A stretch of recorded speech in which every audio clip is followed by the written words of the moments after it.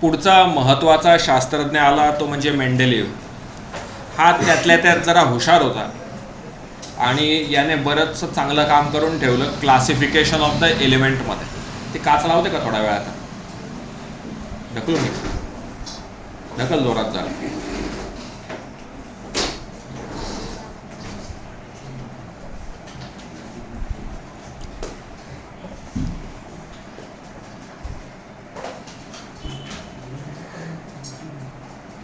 मेंडेलिव्हने मांडणी करताना कशाचा वापर केला? ॲटॉमिक मासचा का ॲटॉमिक नंबरचा? कशाचा वापर केला आहे त्याने? ॲटॉमिक मासचा, म्हणजे अणुवस्तुमानाचा, हो की नाही? न्यूलँडने कशाचा वापर केला? कशाचा वापर केलाय? बोर्डवरती पहा, ॲटॉमिक मासचा. या भाऊने पण कशाचा वापर केला? ॲटॉमिक मासचा, हो की नाही? या तिघही शास्त्रज्ञांचं म्हणणं काय होतं की आपल्याला जर क्लासिफिकेशन करायचं आहे तर प्रॉपर्टी ऑफ द एलिमेंट हे कशामुळे ठरतात असं त्यांचं मत होतं. कशामुळे ठरतात? ॲटॉमिक मासमुळे ठरतात असं त्यांचं मत होतं, बरोबर ना? या तिघही शास्त्रज्ञांचं मत असं होतं की पदार्थाचे गुणधर्म, मूलद्रव्याचे गुणधर्म हे त्यांच्या अणुवस्तुमानामुळे ठरतात असं त्यांचं मत होतं. आणि म्हणून त्यांनी क्लासिफिकेशन करताना कशाचा वापर केलाय? ॲटॉमिक मासचा वापर केलाय. बरं, याने मांडणी करताना पुन्हा कशी मांडणी केली?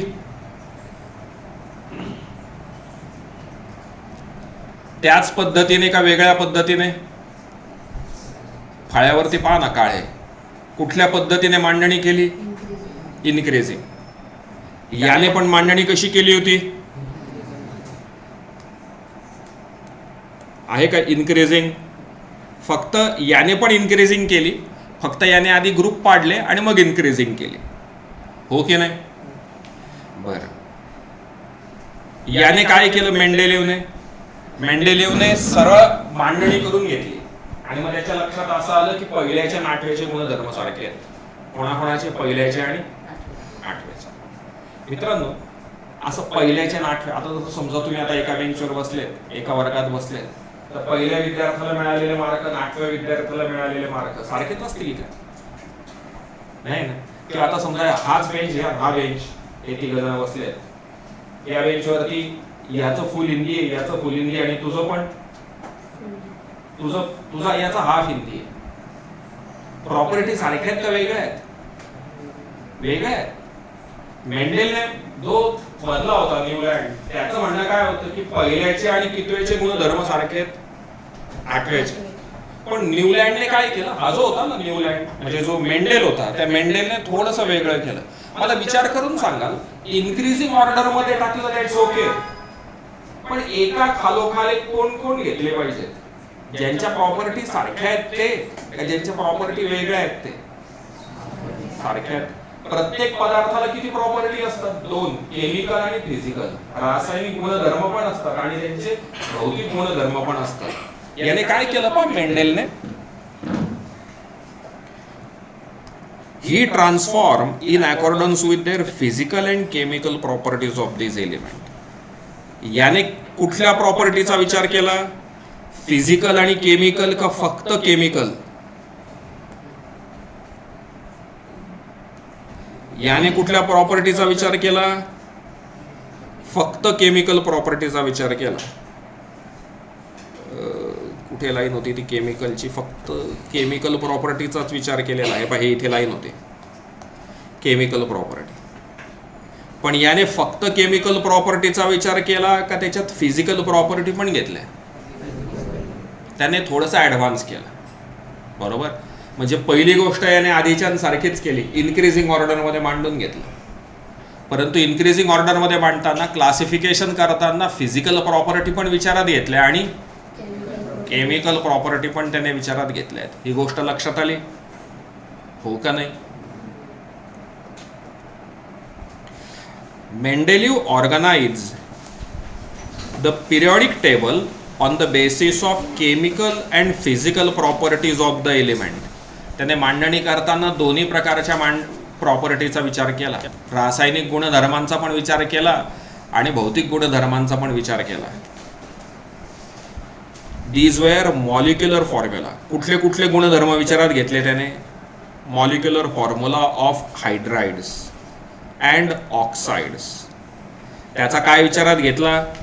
Melting point, boiling point, density and their hydrides and oxides.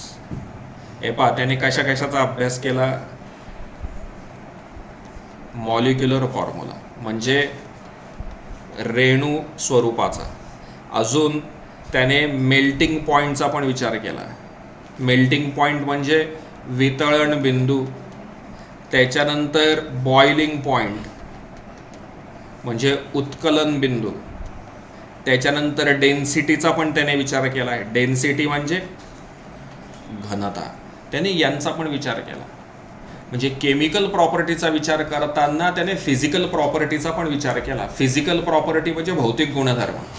भौतिक गुणधर्मांमध्ये त्याने अजून काय काय घेतले? त्याचा मॉलिक्युलर फॉर्म्युला काय? मेल्टिंग पॉइंट काय? मेल्टिंग पॉइंट म्हणजे काय? बर्फ घेतला तर बर्फाचं पाण्यात रूपांतर किती डिग्रीला होतं? बर्फाचं पाण्यात रूपांतर किती अंशाला होतं? 0 डिग्रीला होतं.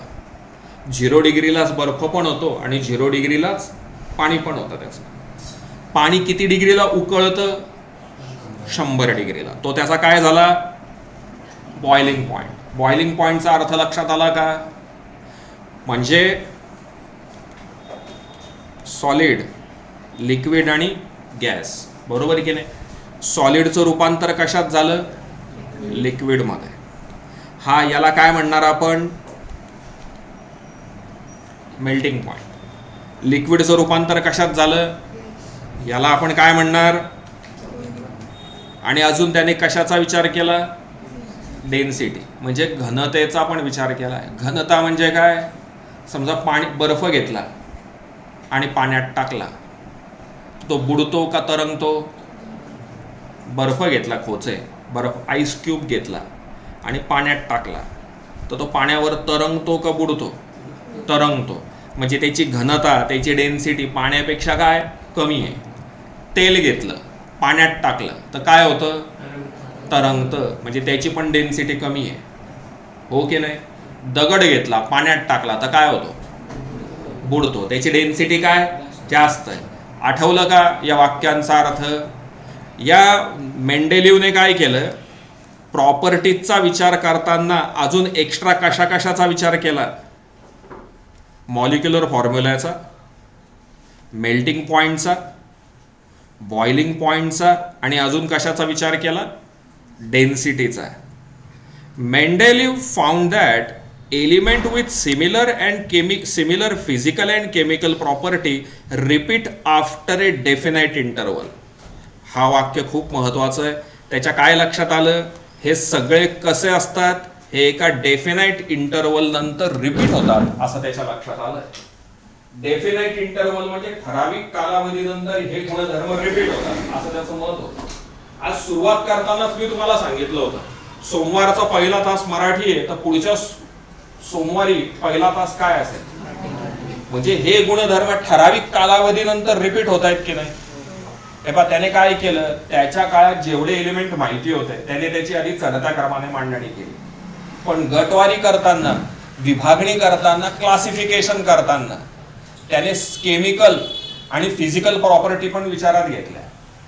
हे जेव्हा त्याने केलं तेव्हा त्याच्या असं लक्षात आलं की या प्रॉपर्टी ठराविक कालावधीनंतर रिपीट होत आहेत.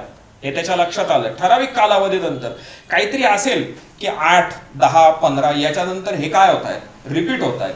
आणि म्हणून त्याने याला काय नाव दिलं? पिरियॉडिक लॉ, आवर्ती गुणधर्म. पिरियॉडिक हा शब्द कुठून आला? लक्षात आलं का? काय दिलंय त्याने? Properties of the element are periodic function of their atomic masses. त्याने कुठला गुणधर्म सांगितला? की पदार्थाचे गुणधर्म, एलिमेंटचे प्रॉपर्टी हे कशामुळे ठरतात? त्याच्या ॲटॉमिक मासमुळे ठरतात असं त्याने सांगितलं. मला वाटतं काही जणांच्या चेहऱ्यावरती झोप दिसते. आपण 1-2 मिनिटाचा पुन्हा ब्रेक घेऊ आणि मग पुन्हा सुरुवात करू. कारण हे तिघं समजल्याशिवाय पुढचा पॉइंट समजणार. पुन्हा ब्रेक घेऊया, परंतु कॉन्सन्ट्रेशन लूज नका होऊ दे बरं का.